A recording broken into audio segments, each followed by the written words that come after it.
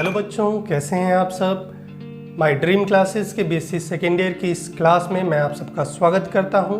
आज ये second class है और इसमें हम इंटरफेरेंस ऑफ लाइट और इंटरफेरेंस ऑफ लाइट को एक्सप्लेन करने वाले प्रिंसिपल, जिसको हम प्रिंसिपल ऑफ सुपरपोजिशन कहते हैं, उसको पढ़ेंगे। तो जैसा कि पिछले क्लास में हमने पढ़ा था, 1679 में क्रिश्चियन हाइजन ने लाइट की वेव थ्योरी डेवलप की थी, बट उस समय तक उन्हें कोई आइडिया नहीं था कि ये लाइट लॉन्गिट्यूडिनल वेव है या ट्रांसवर्स वेव है। 1801 में थॉमस यंग ने अपने फेमस डबल स्लिट एक्सपेरिमेंट के द्वारा लाइट के इंटरफेरेंस को जब प्रैक्टिकली करके दिखाया, तब उन्होंने बताया कि लाइट एक ट्रांसवर्स वेव है। साथ ही साथ उन्होंने इंटरफेरेंस ऑफ लाइट को डिटेल में एक्सप्लेन भी किया with the help of principal of superposition. तो पहले समझ लेते हैं कि प्रिंसिपल ऑफ सुपरपोजिशन है क्या और उन्होंने किस तरह से इसकी हेल्प से इंटरफेरेंस ऑफ लाइट को समझाया, कंस्ट्रक्टिव या डिस्ट्रक्टिव इंटरफेरेंस को एक्सप्लेन किया। तो चलिए सबसे पहले बात करते हैं principal of superposition of waves. तो देखिए, when two or more waves propagate in a medium, then because of their overlapping, the resultant displacement of the wave at any point at any time is equal to the sum of the individual displacements due to waves at the same time at the same point। देखिए definition यहाँ पे लिखा गया है, when two or more waves overlap, the resultant displacement at any point at any instant is equal to the sum of individual displacements due to each wave at that point at the same instant। अब इसको समझिए। मान लीजिए ये कोई wave है और साथ ही साथ एक और वेव है जो इसी मीडियम में चल रही है।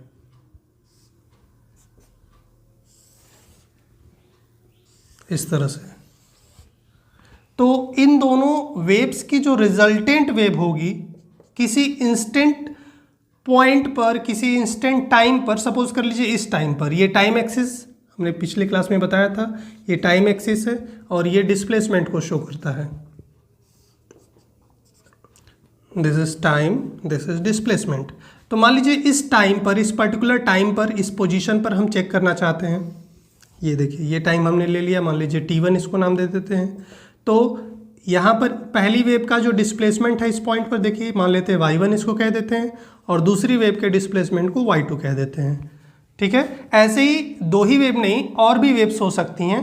तो इन दोनों वेव्स के ओवरलैपिंग की वजह से जो रिजल्टेंट वेव का डिस्प्लेसमेंट इस टाइम पर और इसी पोजीशन पर कितना होगा, ये रिजल्टेंट वेव सपोज कर लीजिए, तो वो इन दोनों, ये जो रिजल्टेंट डिस्प्लेसमेंट है पार्टिकल का y, वो कितना होगा, तो वो इन दोनों वेव्स के डिस्प्लेसमेंट पर, इस पॉइंट पर जो डिस्प्लेसमेंट है, इस टाइम पर जो डिस्प्लेसमेंट है, उनके सम के इक्वल होगा। So if y1, y2, y3 dot dot dot are individual displacements of waves at any point at any instant। अगर किसी पॉइंट और किसी इंस्टेंट पर जो इंडिविजुअल वेव्स का डिस्प्लेसमेंट है वो y1, y2, y3 इस तरह से है, तो डिस्प्लेसमेंट ऑफ रिजल्टेंट वेव क्या हो जाएगा, या resultant displacement, resultant displacement at the same point at the same time. उसी पॉइंट पर ध्यान दीजिए, अगर इसका डिस्प्लेसमेंट हम T1 पर ले रहे हैं तो रिजल्टेंट वेव का डिस्प्लेसमेंट भी t1 पे ही लेंगे और इसी पोजीशन पर लेंगे। तो ये जो रिजल्टेंट डिस्प्लेसमेंट होगा वो कितना हो जाएगा, it will be equal to the sum of the displacement due to individual waves. देखिए पहली वेव की वजह से डिस्प्लेसमेंट y1, दूसरी की वजह से y2, तीसरी की वजह से y3, इस तरह से है। तो सबको ऐड कर दीजिए, यही इन सब का रिजल्टेंट डिस्प्लेसमेंट हो जाएगा। And this is the general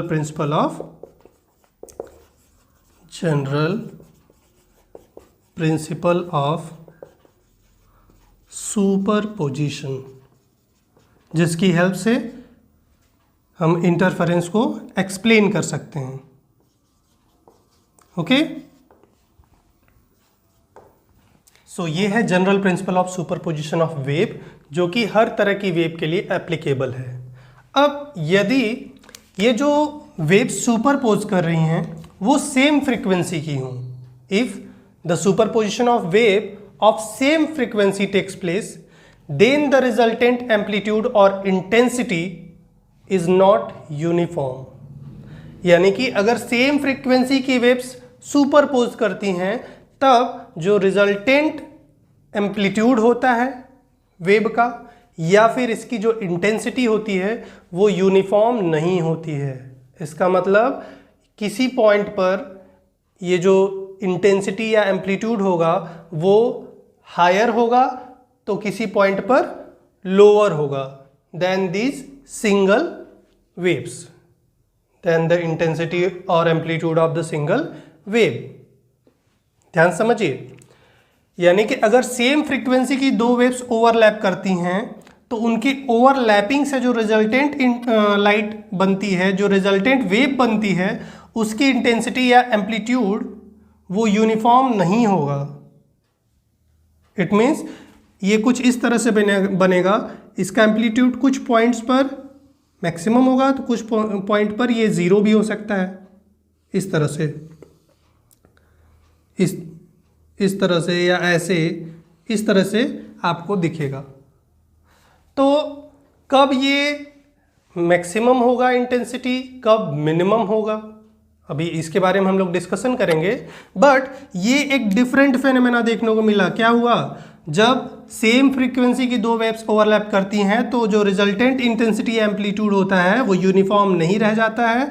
कुछ पॉइंट्स पर ये हायर होता है तो कुछ पॉइंट्स पर बहुत लोअर होता है। और ये जो फेनोमेना होता है जिसमें इंटेंसिटी क्या हो जा रही है, डिस्ट्रीब्यूट हो जा रही है, कहीं पर हायर कहीं पे लोअर। तो ये जो इंटेंसिटी के डिस्ट्रीब्यूशन का ये जो फेनोमेना है इसी को हम बोलते हैं क्या, इंटरफेरेंस। इंटरफेरेंस कहते हैं।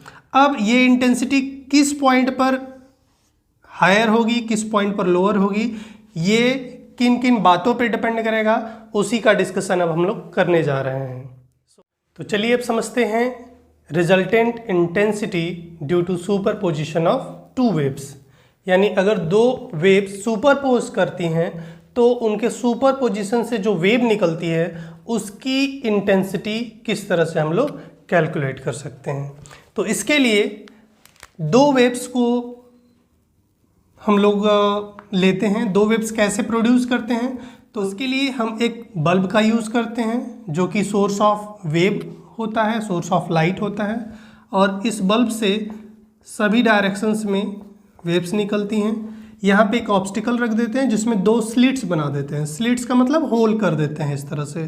तो अब यहाँ से एक वेव निकलेगी, एक वेव यहाँ से। ये जो लाइट वेव है दो पार्ट्स में डिवाइड हो जाएगी और ये स्लिट भी एक नए इंडिपेंडेंट सोर्स की तरह बिहेव करेगा और ये भी एक नए सोर्स की तरह बिहेव करेगा, जिनसे दो नई वेव्स निकलेंगी।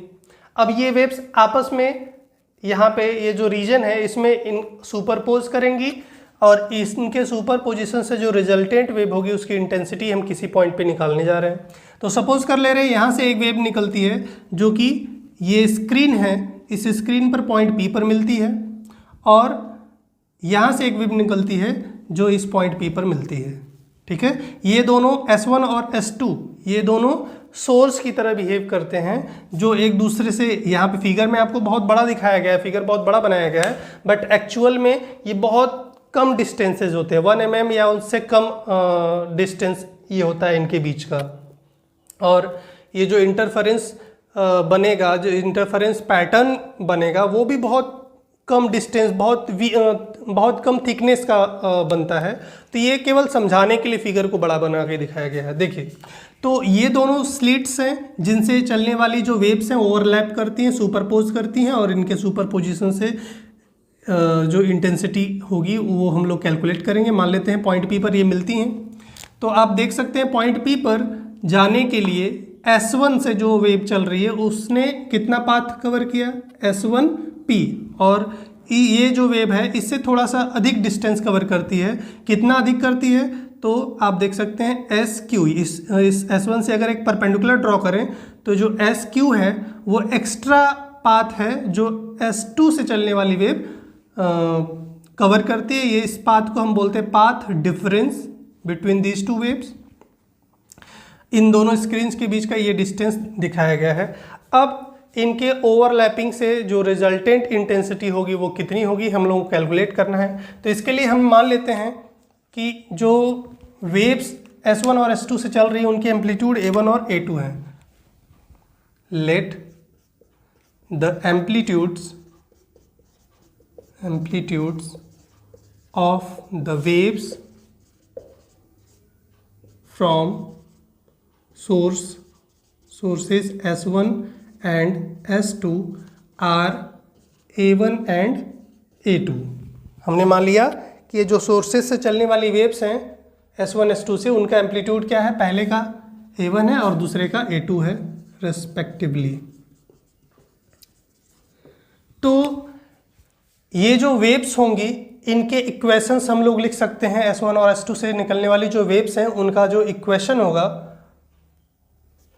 then the two waves can be expressed, इनको हम एक्सप्रेस कर सकते हैं कैसे।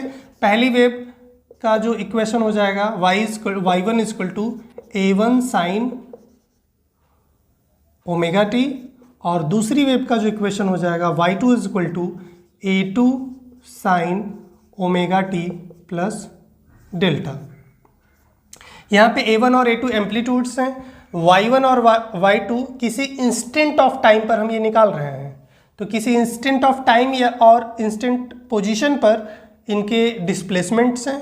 ओमेगा टी को हम फेज कहते हैं, ये जो ओमेगा टी है इसको हम कहते हैं फेज, ठीक है। और ये देखिए इसका जो फेज है डेल्टा अधिक है, यानी कि इसके और इसके दोनों वेव्स के फेज में जो डिफरेंस है वो डेल्टा का है। सो हियर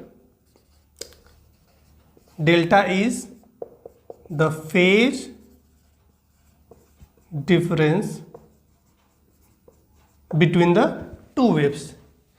इन दोनों वेव्स के बीच का फेज डिफरेंस है delta.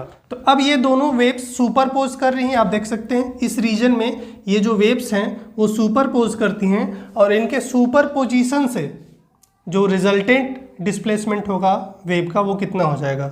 So by the principle of superposition, हमने पढ़ा हुआ है प्रिंसिपल ऑफ सुपरपोजिशन, जो रिजल्टेंट डिस्प्लेसमेंट हो जाएगा, द रिजल्टेंट डिस्प्लेसमेंट क्या हो जाएगा, तो इन दोनों वेव्स के एल्जेब्रिक सम के इक्वल होगा, y equal to y1 plus y2। अब y1 की वैल्यू देखिए यहाँ से पुट कर दीजिए, तो ये हो जाएगा a1 sine omega t plus y2 है a2 sine omega t plus delta. अब ये देखिए साइन a प्लस b के फॉर्मूला से इसको ब्रेक कर सकते हैं, तो ये हो जाएगा a1 sine omega t plus a2 क्या होता है sine a cos b plus a2 का अंदर मल्टीप्लाई हो जाएगा कॉस a साइन b। ओके, अब इन दोनों में आप देख सकते हैं साइन ओमेगा कॉमन है, तो इसको कॉमन कर लेते हैं, तो यहाँ बचेगा a1 plus a2 cos delta sign omega t plus इसको लिख देते हैं a2 sine delta into cos omega T. अब इस इक्वेशन को फर्दर सिंप्लीफाई करने के लिए हम a1 प्लस a2 और a2 साइन डेल्टा इसके जगह पर कुछ कंसीडरेशन कर लेंगे, कुछ मान लेंगे। तो let a1 plus a2 cos delta is equal to a cos theta and a2 sin delta is equal to a sin theta. Okay, अब इसको इक्वेशन 1 बना देते हैं, इसको इक्वेशन 2 बना देते हैं। अब जहाँ a1 plus a2 cos delta है उसके प्लेस पे यहाँ पे रख सकते हैं ये वैल्यू, और इसी तरह a2 sin डेल्टा के जगह पर ये वैल्यू पुट कर सकते हैं। सो y इज इक्वल टू हो जाएगा a cos theta sin omega t plus a sin theta cos omega t, या हम दोनों में से कॉमन कर सकते हैं a, तो ये हो जाएगा sin omega t cos theta plus cos omega t sin theta. और आप जानते हैं ये होता है sin a प्लस b का फॉर्मूला, तो ये हो जाएगा sin omega t plus theta. आप देख सकते हैं ये जो इक्वेशन आया वो भी एक हार्मोनिक वेव का ही इक्वेशन आया। जैसा कि हार्मोनिक वेव ये दोनों थी, वैसे ये भी एक वेव का ही इक्वेशन आया। सो ये जो इक्वेशन है वो रिजल्टेंट वेव का है, और ये रिजल्टेंट डिस्प्लेसमेंट की वैल्यू हो गई। ठीक है, इसको इक्वेशन 3 बना देते हैं। तो इस तरह से हमारा जो क्वेश्चन है, हम जो टॉपिक लेके चल रहे हैं, रिजल्टेंट इंटेंसिटी हमको निकालना है। तो अभी तो हमने रिजल्टेंट डिस्प्लेसमेंट निकाला by using the law of superposition of waves. अब इससे हम लोग इंटेंसिटी और भी जो चीज़ें हैं उनको हम लोग कैलकुलेट करते हैं। तो इसके लिए यहाँ पे जो आप देख सकते हैं जो वेव है उसमें कैपिटल A इस रिजल्टेंट वेव का एम्पलीट्यूड हो जाएगा, और इस एम्पलीट्यूड की वैल्यू अगर हम कैलकुलेट करना चाहते हैं तो ये देखिए इक्वेशन 1 और 2, अगर इसको इक्वेशन 3 कर देते हैं, अगर इसको हम स्क्वायर करके ऐड कर दें तो आप देख सकते हैं कॉस साइन ये कैंसिल हो जाएगा, a बच जाएगा। तो इसका एम्पलीट्यूड निकालने के लिए for finding amplitude of resultant wave क्या करें, squaring and adding equation 1 and 2। Equation 1 और 2 को स्क्वायर करके ऐड कर देते हैं। तो ये देखिए ये हो जाएगा a square cos square theta plus a square sine square theta, और ये देखिए a कॉस थीटा की वैल्यू है a1 plus a2 cos delta, तो ये हो जाएगा a1 plus a2 cos delta का whole square plus a2 sine delta का होल स्क्वायर। अब ये हो जाएगा a स्क्वायर, इसको a प्लस b के फॉर्मूले से ब्रेक कर दें तो ये हो जाएगा a1 square plus a2 square cos square delta plus 2a1 a2 cos delta plus a2 square sine square delta. अब ये देखिए a2 square cos square delta, a2 square sine square delta, इन दोनों को एक साथ लेके कॉमन कर लेते हैं। तो a square equal to a1 square, ये दोनों मिलके 1 हो जाएगा, तो ये हो जाएगा a2 square plus 2a1 a2 cos delta. Okay, या a इज इक्वल टू हो जाएगा a1 square plus a2 square plus 2a1 a2 cos delta. ये हो गया रिजल्टेंट एम्पलीट्यूड। ध्यान दीजिए, जो रिजल्टेंट एम्पलीट्यूड होगा वेव्स का वो इस तरह से हम लोग निकाल लेंगे। सो ये आ गया रिजल्टेंट एम्पलीट्यूड, ये जो वेव है इस वेव का एम्पलीट्यूड a। और अगर ये जो फेज डिफरेंस है थीटा, इसको कैलकुलेट करना चाहते हैं तो भी हम इसे कैलकुलेट कर सकते हैं इक्वेशन 1 और 2 को डिवाइड करके। सो डिवाइडिंग इक्वेशन 2 बाई 1, अगर इक्वेशन 2 को इक्वेशन 1 से हम लोग डिवाइड कर दें तो हमें जो रिजल्टेंट वेव का फेज होगा, फेज डिफरेंस थीटा है, वो पता चल जाएगा। तो चलिए अब इसको हम लोग कैलकुलेट करते हैं।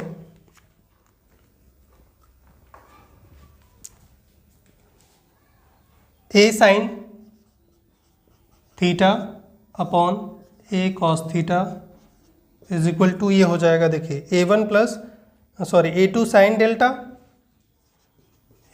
Sign delta upon A1 plus A2 cos delta, या ये ए से ए कैंसिल हो जाएगा तो ये बन जाएगा tan theta is equal to A2 sine delta upon A1 plus A2 cos delta. ये आ गया थीटा की वैल्यू। क्लियर है? तो इसे हम इक्वेशन थर्ड कर देते हैं, सॉरी थर्ड हो गया, फोर्थ कर देते हैं। ठीक है, और इसे इक्वेशन फिफ्थ कर देते हैं।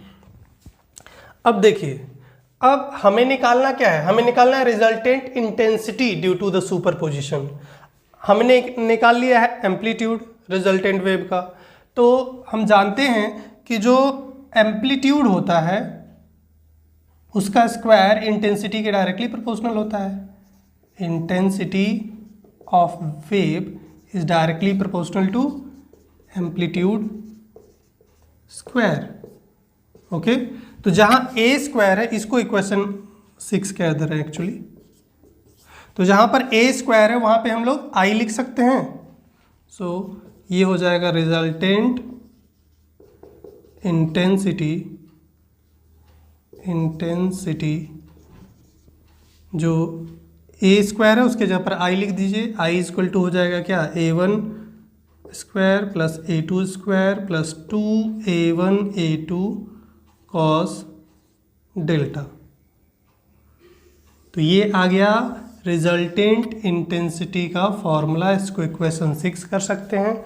इस फॉर्मूले में आप देखिए, जो रिजल्टेंट इंटेंसिटी है वो फेज डिफरेंस दोनों वेव्स के बीच के का जो फेज डिफरेंस है केवल उसी बात पर डिपेंड करती है, यानी कि ये फेज डिफरेंस डिसाइड कर रहा है रिजल्टेंट इंटेंसिटी की वैल्यू को।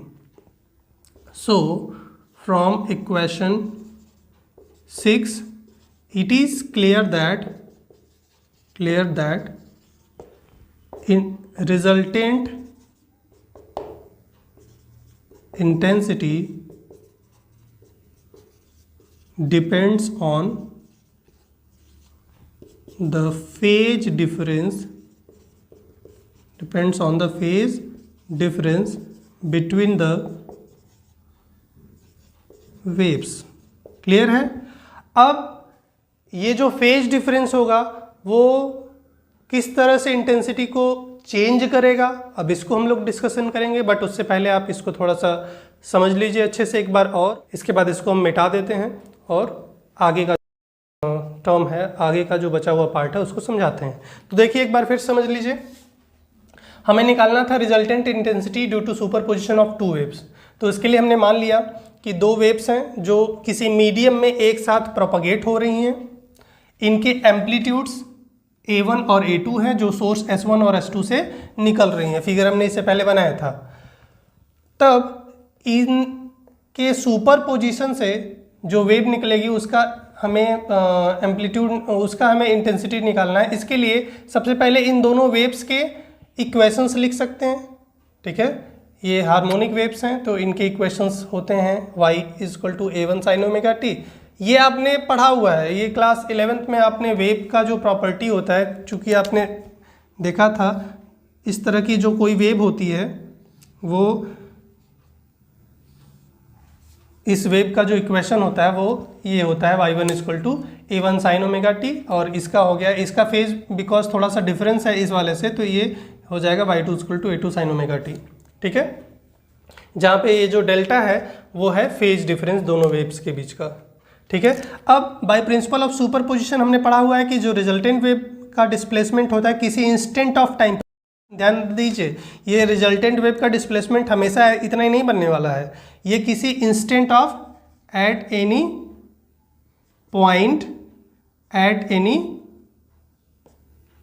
टाइम, किसी इंस्टेंट ऑफ टाइम पर किसी पोजीशन पर जो रिजल्टेंट डिस्प्लेसमेंट है वो है y।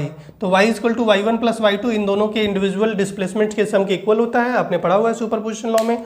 तो ये दोनों की वैल्यू हमने पुट कर दिया, a1 sin ओमेगा t पहले का वैल्यू, दूसरे का a2 sin omega t plus delta, ठीक है। a1 sin ओमेगा t को ऐसे ही रखा और ये a प्लस b के फॉर्मूले से इसको तोड़ दिया, a2 sin omega t cos delta plus a2 cos omega t sin delta, या y is equal to a1 plus a2 cos delta sin omega t plus a2 sin delta cos omega t।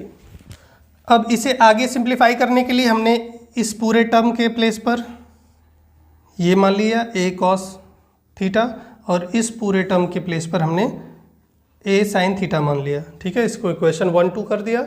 अब ये value put कर देंगे जब, तो y equal to हो जाएगा क्या, a cos theta sin omega t, a cos theta sin omega t और a sin theta cos omega t। a common कर लेंगे तो ये a प्लस b का फिर से फॉर्मूला हो गया, ये फिर से एक वेव का इक्वेशन आ गया। तो यानी कि ये जो है वो रिजल्टेंट वेव का इक्वेशन है जिसका एम्पलीट्यूड a है और फेज डिफरेंस थीटा का है, ओके। सो अब ये जो एम्पलीट्यूड है उसको कैलकुलेट कैसे करेंगे, तो इसको कैलकुलेट करने के लिए हम इक्वेशन 1 और 2 को स्क्वायर करके ऐड कर देंगे तो a निकल जाएगा। तो हमने वही किया, squaring and adding equation 1 and 2। तो ये देखिए a square cos square theta और a square sine square theta, इन दोनों को भी स्क्वायर करके ऐड कर दिया। तो ये इसको a प्लस बी के होल स्क्वायर से अगर ब्रेक कर देंगे तो आप देख सकते हैं ये कॉस स्क्वायर डेल्टा और साइन स्क्वायर डेल्टा ये 1 हो जाता है। तो a2 कॉमन करके इसको 1 कर दिया, ये आ गया एम्पलीट्यूड जो रिजल्टेंट वेव का है उसका इक्वेशन, इसको इक्वेशन 6 बना दिया। अब ये जो थीटा है उसको वैल्यू निकालने के लिए दोनों को डिवाइड कर दिया, सेकेंड में फर्स्ट से डिवाइड कर दिया। तो यहाँ से tan थीटा की वैल्यू निकल गई। अब इंटेंसिटी हमें निकालना था, तो हमने पढ़ा था इंटेंसिटी एम्पलीट्यूड के स्क्वायर के इक्वल होता है, यानी I is directly proportional to a square. तो जो a स्क्वायर है उसके जगह पर हम लोग I लिख सकते हैं इस इक्वेशन 6 में, फ्रॉम इक्वेशन 4, ये इक्वेशन 4 है, क्लियर। तो इक्वेशन 4 से हम लोग ये वैल्यू पुट कर सकते हैं। तो I equal to a1 square a2 square plus 2a1 a2 cos delta. इस इक्वेशन से क्लियर है कि जो रिजल्टेंट इंटेंसिटी है वो डिपेंड करेगी किस पर, फेज डिफरेंस डेल्टा पर, ठीक है।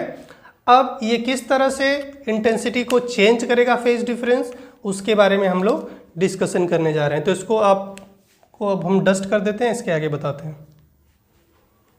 तो हमने रिजल्टेंट इंटेंसिटी का फॉर्मूला डिराइव कर लिया, I is equal to a1 square plus a2 square plus 2a1 a2, या इसको हम ऐसे भी लिख सकते हैं, I is equal to a1 square की जगह पर हम लोग जो पहली वेव है उसकी इंटेंसिटी लिख सकते हैं, a2 स्क्वायर की जगह पर I2 प्लस 2 a1 की जगह पर under root I1 under root I2 a2 की जगह पर cos डेल्टा। तो ये भी इंटेंसिटी, रिजल्टेंट इंटेंसिटी का फॉर्मूला हो सकता है।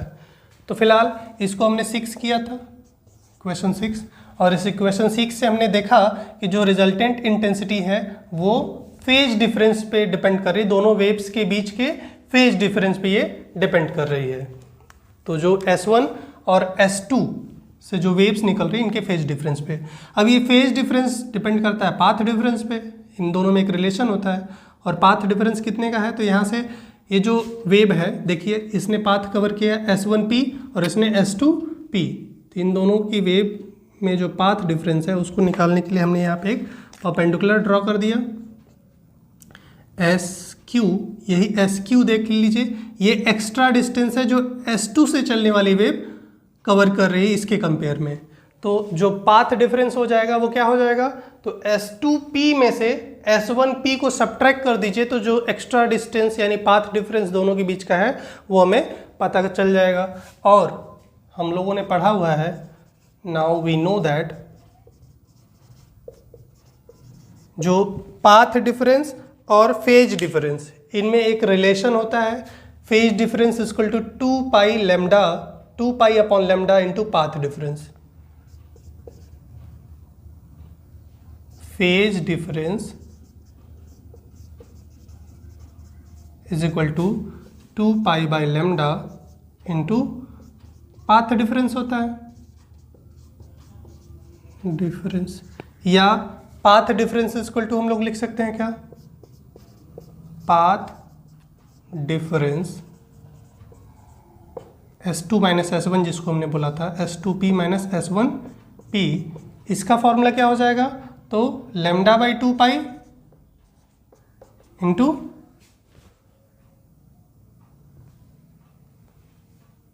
फेज डिफरेंस, फेज डिफरेंस, ये हो गया फॉर्मूला पाथ डिफरेंस और फेज डिफरेंस में रिलेशन हो गया। अब हम डिस्कस करने जा रहे हैं कि कब इंटेंसिटी मैक्सिमम होगी और कब मिनिमम होगी। तो इसके लिए पहला केस लेते हैं, केस 1। देखिए, यदि जो फेज डिफरेंस है, if phase difference between the waves, waves के बीच का फेज डिफरेंस जिसको हम डेल्टा से रिप्रेजेंट कर रहे हैं, अगर ये 0 हो, 2 पाई हो, 4 पाई हो, 6 पाई हो, इट मीन्स ये हो even multiples of pi, n pi, sorry n pi, where n is equal to 0 1 2 3 इस तरह से पुट करते जाइए। या फिर पाथ डिफरेंस कितने का हो, path difference S2 minus S2P minus S1P जो है उसकी वैल्यू हो क्या, 0, lambda, 2 lambda, 3 lambda and dot dot dot, यानी कि n लेमडा हो। सॉरी यहाँ पे गलती हो गया, ये 2n पाई होगा, ठीक है। तो यहाँ पे n की वैल्यू क्या लिख सकते हैं, 0 1 2 3। देखिए इसमें n के जगह पर 0 रखेंगे तो ये हो जाएगा 0, जो फेज डिफरेंस है 0 हो जाएगा। 1 रखेंगे तो 2 पाई, 2 रखेंगे तो 4 पाई, 3 रखेंगे तो 6 पाई। तो अगर फेज डिफरेंस इतने का है और इतना फेज डिफरेंस होने का मतलब समझिए, अगर फेज डिफरेंस 0 है, 0 फेज डिफरेंस का मतलब देखिए ये पहली वेव हो गई और दूसरी वेव भी इसी फेज में, सेम फेज में, फेज डिफरेंस 0 का मतलब दोनों का फेज 0 है, दोनों का फेज सेम है, यानी जिस पॉइंट पर और जिस टाइम पर ये मैक्सिमम हो रहा है उसी पॉइंट और टाइम पर दूसरी वेव भी मैक्सिमम हो, और जब ये 0 हो तो ये भी 0 हो। तो इस तरह की वेव सेम फेज में कहलाएगी। तो जब दो वेव्स सेम फेज में होंगी तब उनके बीच का path difference, sorry phase difference 0 होगा। या फिर 2 पाई अगर फेज डिफरेंस है तो भी वो सेम फेज में होंगी, 4 पाई है तो भी सेम फेज में होंगी। तो अगर दो वेव्स के बीच का जो फेज डिफरेंस है वो 0 हो या फिर path difference 0, lambda, 2 lambda, 3 lambda इस तरह का हो, तब ये दोनों वेव्स सेम फेज में हैं और इस कंडीशन में जो रिजल्टेंट इंटेंसिटी होगी वेव की वो मैक्सिमम मिलेगी। Resultant intensity will B maximum, understood? Then the intensity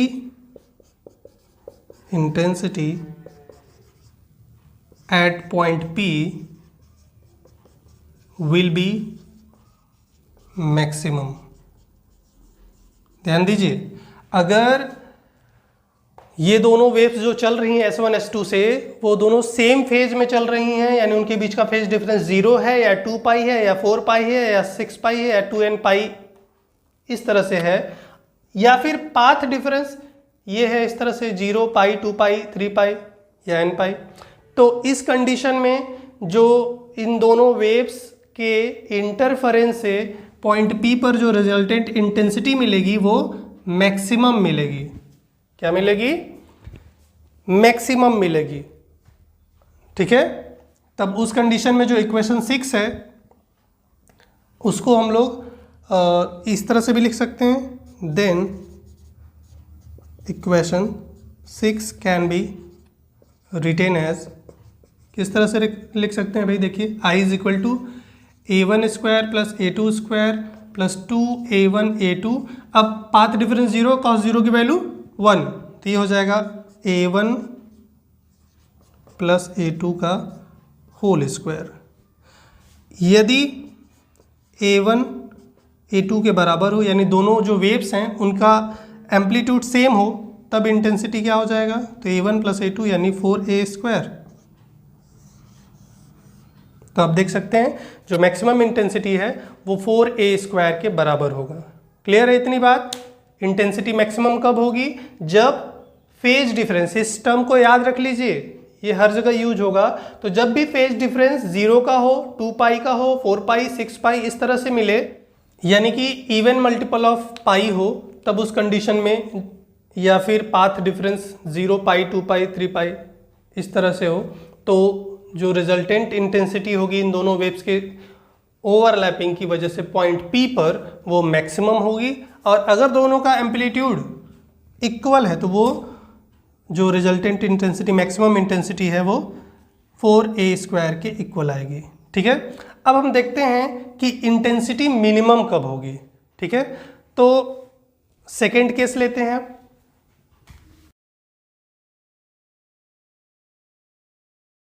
तो देखिए, इफ फेज डिफरेंस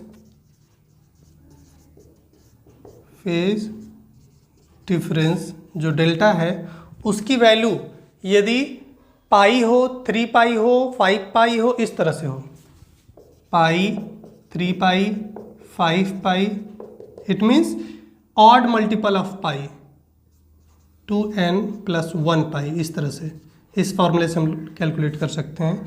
या फिर पाथ डिफरेंस जो S2P माइनस S1P की वैल्यू होती थी, अगर वो λ/2, 3 λ/2, 5 λ/2 इस तरह से, λ/2, 3 λ/2, 5 λ/2 एंड डॉट डॉट डॉट, यानी कि 2n प्लस 1/2 λ/2 इस तरह से हो। फेज डिफरेंस पाई, 3 पाई, 5 पाई इस तरह से मिले, या पाथ डिफरेंस π/2, 3π/2, 5π/2 इस तरह से, और भी ले सकते हैं, आगे बढ़ा सकते हैं। तो इस तरह का मिले तो उस कंडीशन में रिजल्टेंट इंटेंसिटी उस पॉइंट P पर जो होगी वो मिनिमम होगी। Then the resultant intensity will be minimum, जो रिजल्टेंट इंटेंसिटी होगी वो मिनिमम होगी। और वो मिनिमम इंटेंसिटी होगी कितनी, तो उसकी वैल्यू हो जाएगी, so in this case from equation 6 we can write I minimum equal to a1 square plus a2 square plus 2a1 a2 cos pi की वैल्यू आप जानते हैं -1 होती है, तो ये हो जाएगा minus, so I minimum will be a1 minus a2 का होल स्क्वायर। और यदि एम्पलीट्यूड इक्वल हो दोनों वेव्स के, तब आप देख सकते हैं ये 0 के इक्वल आएगी। क्लियर है। अब आई थिंक आप लोगों को समझ में आ गया होगा कि कब इंटेंसिटी मैक्सिमम होगी, कब इंटेंसिटी मिनिमम होगी। जब भी दोनों वेव्स के बीच का फेज डिफरेंस इस तरह से मिले, where n is equal to 0, 1, 2, 3 dot dot dot, तो जब जो S1 और S2 से निकलने वाली वेव्स हैं उनके बीच का फेज डिफरेंस इतना हो, सॉरी ये हो, या पाथ डिफरेंस ये हो, तब इंटेंसिटी मैक्सिमम होगी और उस मैक्सिमम इंटेंसिटी की वैल्यू इस फॉर्मूले से निकाल सकते हैं। और जब भी फेज डिफरेंस पाई, 3 पाई, 5 पाई, ये फॉर्मूला याद रख लीजिएगा। ये जो वैल्यूज़ हैं उनको अच्छे से रट लीजिए, याद कर लीजिए। ठीक है, फेज डिफरेंस 0, 2 पाई, 4 पाई, 6 पाई इस तरह से हो, या पाथ डिफरेंस 0, λ, 2 पाई, 3 पाई इस तरह से हो, तो इंटेंसिटी मैक्सिमम होगी पॉइंट P पर। और अगर फेज डिफरेंस इस तरह से या पाथ डिफरेंस इस तरह से है तो इंटेंसिटी मिनिमम होगी। तो इस तरह से हमने देखा जो इंटेंसिटी है उसका रीडिस्ट्रीब्यूशन हो जा रहा है, यानी कुछ पॉइंट्स पर इंटेंसिटी मैक्सिमम और कुछ पॉइंट पर मिनिमम हो जा रही है। इट मीन्स जो स्क्रीन पर अगर हम देखें इंटेंसिटी का डिस्ट्रीब्यूशन तो वो नॉन यूनिफॉर्म मिलेगा। इसका मतलब इंटेंसिटी ऐसा नहीं कि हर जगह सेम मिलेगा। अगर स्क्रीन जो हमने लगाया था उस स्क्रीन पे हम इंटेंसिटी को देखें तो ये इंटेंसिटी कुछ इस तरह से मिलेगी, कहीं पर ब्राइट, जहाँ पे इंटेंसिटी मैक्सिमम होगी वहाँ पे ब्राइट, जहाँ पे मिनिमम होगी वहाँ पे डार्क, फिर ब्राइट फिर डार्क, इस तरह से। अभी इसको हम यंग्स डबल स्लिट एक्सपेरिमेंट में डिटेल में समझेंगे कि ब्राइट और डार्क किन किन पोजीशंस पे निकलेंगे, उनका पोजीशंस क्या होगा, ये सब चीज़ें हम लोग वहाँ पे डिस्कस करेंगे।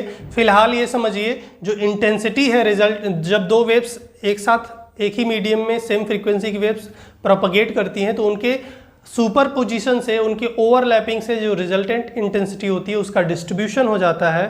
वो कुछ पॉइंट्स पर मैक्सिमम तो कुछ पॉइंट पर मिनिमम होती है। और ये जो फेनोमेना है non uniform distribution of intensity is called interference of light. अब जिस पॉइंट पर इंटेंसिटी मैक्सिमम है वहाँ पर हुए इंटरफेरेंस को हम कंस्ट्रक्टिव इंटरफेरेंस कहेंगे, और जहाँ पर इंटेंसिटी मिनिमम है वहाँ पर हुए इंटरफेरेंस को डिस्ट्रक्टिव इंटरफेरेंस कहेंगे। क्लियर? तो जहाँ पर इंटेंसिटी मैक्सिमम होगी वहाँ पर जो इंटरफेरेंस फ्रिंज होगा वो ब्राइट फ्रिंज मिलेगा, और जहाँ पे मिनिमम होगी वहाँ पे डार्क फ्रिंज मिलेगा। अब ये डार्क फ्रिंज या ब्राइट फ्रिंज क्या होता है इसको हम नेक्स्ट लेक्चर में डिटेल में पढ़ेंगे। तो आई थिंक अब आप लोगों को समझ में आ गया होगा इंटरफेरेंस ऑफ लाइट किस तरह से ऑकर होता है और इंटेंसिटी कैसे इसकी मैक्सिमम होती है और किस कंडीशन में इसकी इंटेंसिटी मिनिमम होती है। आज के लिए बस इतना ही रखते हैं, आगे हम लोग नेक्स्ट क्लास में पढ़ेंगे जिसमें हम लोग यंग्स डबल स्लिट एक्सपेरिमेंट और इंटरफेरेंस को और डिटेल में समझेंगे। इस वीडियो को आप अपने फ्रेंड्स के साथ शेयर करिए, चैनल को सब्सक्राइब कर लीजिए, बेल आइकन को प्रेस कर लीजिए ताकि आपको जो आने वाले वीडियोस हैं उनके नोटिफिकेशंस टाइम पे मिलते रहें। So that's all for today. Thank you for watching. जय हिंद, वंदे मातरम।